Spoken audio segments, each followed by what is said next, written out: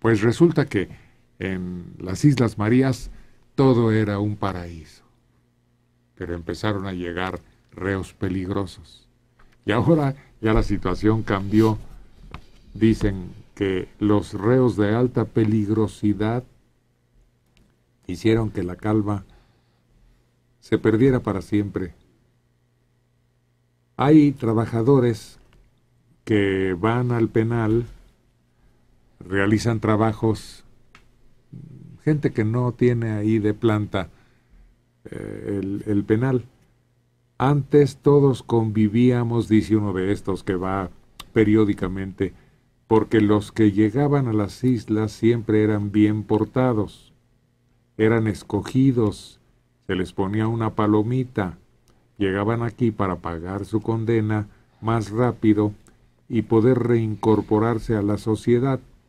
Pero ahora llegan de alta peligrosidad. Se refiere a que el sábado pasado, cuando ocurrió un motín, que pues protestaban que es que por malos tratos, pero de manera criminal, no de manera ciudadana. Pero dicen que fue Calderón el que empezó a liberar. Tú terminabas tu condena en las islas y no te ibas. Pues ahí tenías a tu familia, ahí tenías tu casita. ¿Para qué te ibas? Y entonces Calderón sí los empieza a echar para afuera. A tierra, ¿no? Son 7 penales, creo, en las islas.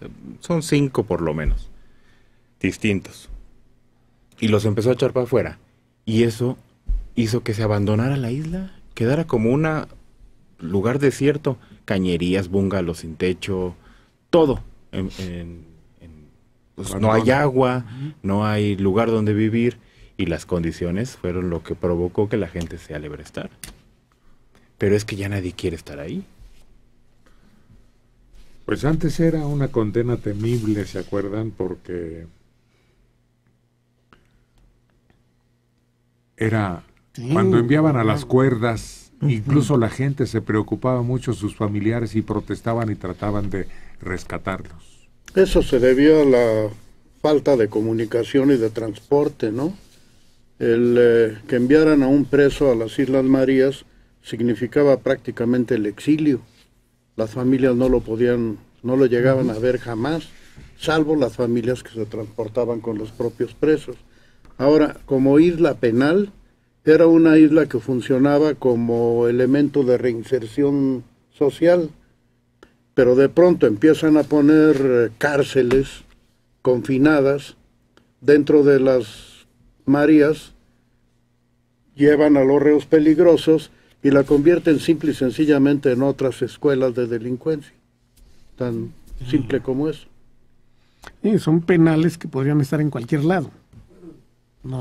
Y no afectar la estructura de recuperación de esa gente que iba a purgar su pena en las Islas Marías y que era gente no peligrosa. Yo conocí a un hombre que estuvo ahí,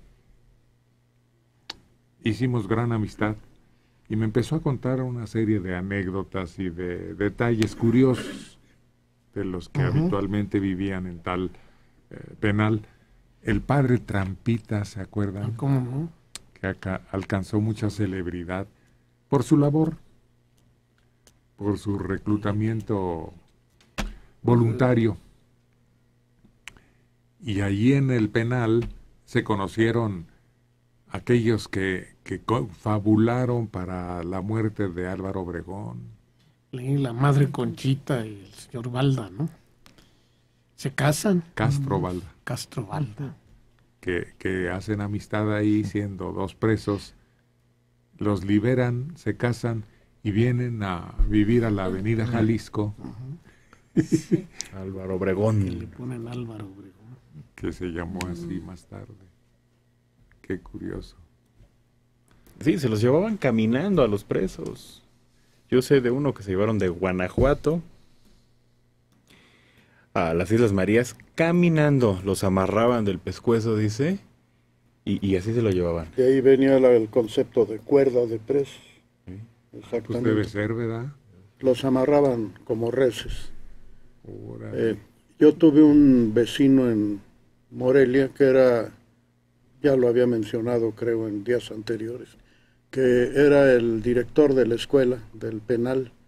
Ahí nacieron todos sus hijos, ahí hicieron sus primeros años, y recuerdo que al mayor, Helio Navarro, se llama el hombre se metía en unos líos terribles porque iba y cuando le pedían su acta de nacimiento decía María Madre, Nayarit.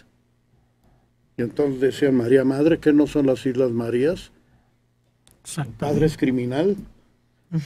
Y bueno, era una vergüenza pasajera, después de que aclaraba que su papá era director de escuela. Sí. Pero debió ser tan normal la convivencia ahí que este señor tenía una familia absolutamente normal. Los menores eran compañeros de escuela míos. Así es, era muy sano y era un proceso de colonización de la isla. Entonces no había ningún problema, no era una carga excesiva a los recursos. Pero además tenían que solicitar el traslado a las islas y los sometían a una serie de evaluaciones para después decirles que no eran acreedores al privilegio de ir a purgar su pena a las Islas Marías. Creo que el trabajo más pesado ahí era las Salinas. Las Salinas. Sí. Pero son 3 islas y las 3 tenían modo de defenderse, chambeando y obteniendo ingresos. Son María Madre, María Magdalena y María Cleofás. Cleofás. María Cleofás, María Magdalena y María Madre. Exacto.